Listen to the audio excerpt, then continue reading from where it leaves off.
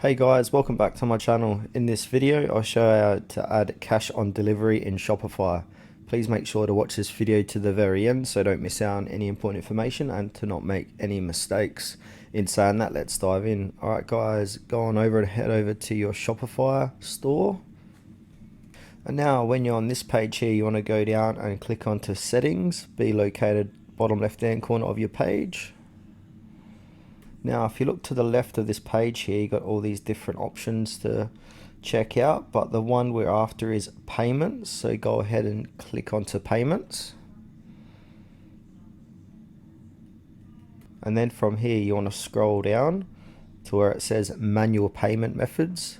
So payments made outside your online store, orders paid manually must be approved before being fulfilled. So go ahead and click on add manual payment method. And then you'll see here cash on delivery code, so go ahead and click into that. And from here you need to give it some additional information, so we'll go ahead and do that now. So here you can add in anything that relates to your cash on delivery, so go ahead and add on all those additional details that you need to in this section here. And then with payment instructions, the same thing here. As it says here, displays to customers after they placed an order with this payment method.